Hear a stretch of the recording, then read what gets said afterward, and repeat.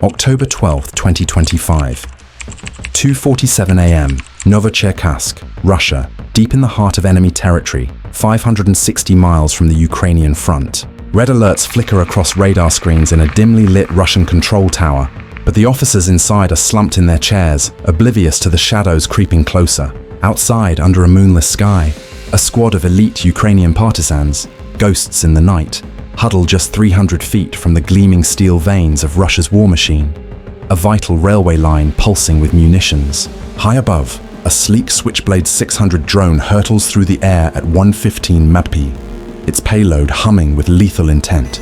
This isn't just a strike, it's the spark that could ignite a chain reaction, crippling 60% of Russia's artillery supply to the southern fronts. As the drone locks on, imagine the tension. One wrong move, and the entire network freezes. But what if this is only the beginning? What if Ukraine's ingenuity turns Russia's billion-dollar logistics into rubble? Buckle up. This is the moment the tide turns, and the world holds its breath for what's next.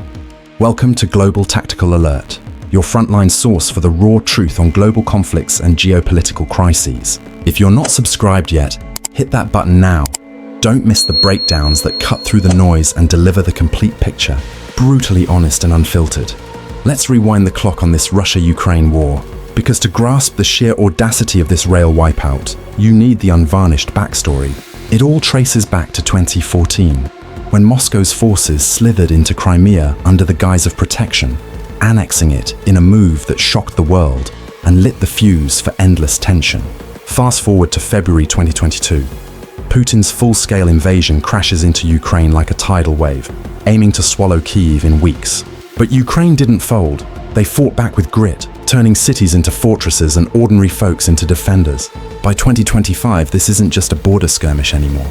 It's a grinding attritional beast, with Russia pouring in resources to hold on to stolen land in Donbass and the south. Yet, Ukraine's resistance has evolved, shifting from defensive holds to precision gut punches deep inside Russia, exploiting cracks in Moscow's overextended empire. This isn't history repeating.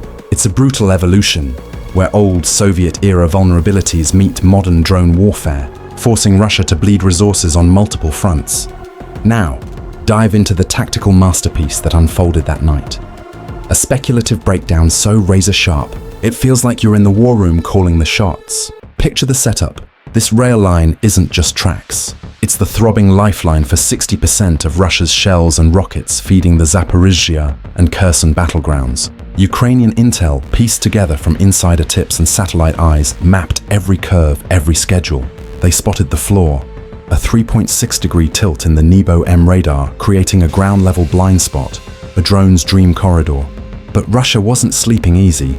They'd beefed up with Panzer S-1 defenses, 360-degree radars sniffing out small threats at 2.5 miles, and a Lear-3 jamming bubble stretching 150 miles, turning the sky into a no-fly zone. The odds? Suicide. Yet, Ukraine played the long game, seeding rumors of an FSB mole in Rostov command, paranoia that slashed patrols by 50%. The strike? Pure misdirection genius. At 2:51 a.m., the supply train enters the kill zone. No head-on assault on the armored beast. That's a fool's bet. Instead, immobilize it. The Switchblade slams into the signal box, a 34-pound shaped charge vaporizing controls in a molten fury. Brakes scream. The 2,000-ton monster halts, now a sitting duck. Partisans trigger hidden claymores. 700 steel balls per mine erupt at 4,000 feet per second, shredding rails into twisted scrap. The train's stranded, cargo exposed. Alarms wail on Nebo M screens. Russia's hunt begins. Panzer radars spin up, but Ukraine dangles bait. 3 Bayraktar TB2 drones, high and obvious, drawing missiles in fiery decoys. While eyes are diverted, a modified Orlan 10 sneaks in, autonomous on inertial nav and terrain matching. No jammable links. It spoofs an X-band signal, fooling Panzer into firing its own $500,000 missiles at a nearby ammo depot. Boom! 15,000 pounds of shells chain react in a 300-foot inferno, lighting up the horizon like Armageddon. Rage follows, and Mi-28 Havoc gunship lifts off, thermal eyes locking on the partisans' heat signatures. Vickers missile launches at Mach 1.8, 14 seconds to impact.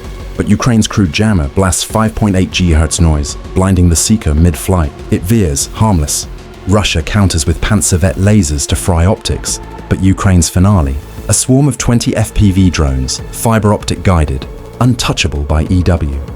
They slam the logistics bridge, 40 pounds of C4 pulverizing pillars in sequenced blasts, shockwaves fracturing concrete at 30,000 psi. The 600-foot span collapses in a groaning symphony, river clogged with debris. Havoc retreats, mission foiled. Under the depot blazes chaos, partisans exfiltrate, artery severed, Russia bleeding. This wasn't luck. It was engineered demolition, chiseling outer layers then hammering rebar, as physics demands for total failure. Just days ago, Ukrainian drones swarmed a Russian fuel train in occupied Zaporizhzhia, derailing 40 tankers in a fireball that lit up the night sky. Russia's intensified rail attacks on Ukraine mirror these countermeasures, escalating the battle for the railways. Over 30 energy strikes since August have crippled 17% of Russia's oil capacity. But let's get real about the human toll. This Russia-Ukraine war isn't just maps and missiles. It's shattered lives, and we're pulling no punches on the brutality. Beyond the partisans' adrenaline, think of the Russian train engineer, a middle-aged father from a small town, slamming brakes in terror as his world erupts. He's not a soldier, just a cog in the machine, now facing interrogation in the paranoia wave, his family wondering if he'll come home. On the Ukrainian side, those Atesh operatives, often locals turned fighters, leaving behind jobs as teachers or mechanics, risking everything for a free homeland. These strikes ripple to civilians. Fuel shortages hit Russian truck drivers hauling goods across vast distances, stranding families mid-travel. Prices spiking, so a simple grocery run becomes a luxury. In occupied territories, farmers can't transport harvests. Fields rot while kids go hungry. Elderly pensioners in border villages huddle in blackouts, medicines undelivered as logistics crumble. And the refugees, millions displaced. Like the welder from Kherson fleeing shelling, now crammed in Polish hostels, dreaming of lost workshops. Or the young mother in Rostov, her husband conscripted, now queuing for rationed bread amid depot fires. This conflict disrupts daily rhythms. School buses idle without fuel, hospitals ration generators, construction workers idle as supplies halt. It's the quiet agony. Entrepreneurs losing businesses, artists silencing voices, communities fracturing under suspicion. Empathy hits hard. What if your commute turned into a survival trek? These stories aren't footnotes. They're the raw cost, evoking the personal stakes in this geopolitical crisis. If you were calling Ukraine's next shot, would you target the main fuel depot or the Nebo M radar? Drop your vote in the comments below and let's debate what happens next. Shifting gears to the bigger chessboard, this strike's geopolitical stakes are colossal, a what-if nightmare that could reshape the globe. Russia's southern fronts starve, artillery silent, advances halted. Dominoes fall, command paranoia fractures unity, 72 hours of infighting letting Ukraine push 3.5 miles in Zaporizhzhia. Economically, fuel queues spread, refinery hits causing nationwide shortages, inflating prices and eroding Putin's grip. Globally, oil markets jitter, Europe scrambles for alternatives, strained revenues funding Moscow's war chest. What if this escalates? A crippled rail network sparks broader supply chain chaos, risking capital flows and trade disruptions worldwide. NATO watches. Could this tip Russia toward desperation, lashing out at Baltic routes or cyber-hitting Western grids? Or force negotiations as weakened logistics expose vulnerabilities? Winners? Ukraine gains breathing room. Allies like the US see proxy pressure without boots on ground. Losers? Russia hemorrhages influence, China eyes opportunistic grabs in energy voids. Forward?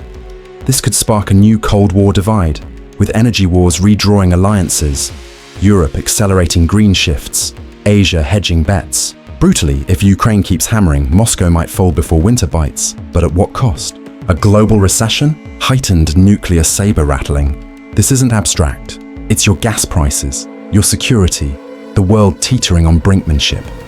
What if these strikes cascade into something unstoppable? Imagine Russian guns falling silent across the Donbass, forcing Putin to the table. Or worse, igniting alliances that pull in NATO. Ukraine's oil hits are the most efficient at hurting the war machine, triggering irritants like petrol shortages that rile everyday Russians. Could this be the spark for internal unrest, a new world order where ingenuity trumps brute force? Does this make you think Russia overreaches? Or is Ukraine playing with fire? Comment your controversial take. Fuel depot or radar next? This is more than a headline. It's the brutal reality reshaping our world. Stay locked in for updates. If this breakdown hit you hard, smash that like button. It tells the algorithm to spread the truth. Drop a comment. What would you hit next? The fuel depot or the radar? Your thoughts fuel the discussion. And if you want the unfiltered edge on global conflicts like this Russia-Ukraine war, subscribe now to Global Tactical Alert. Hit the bell for notifications so you never miss the next explosive analysis. Share this with someone who needs the full picture. Thanks for watching. Stay vigilant.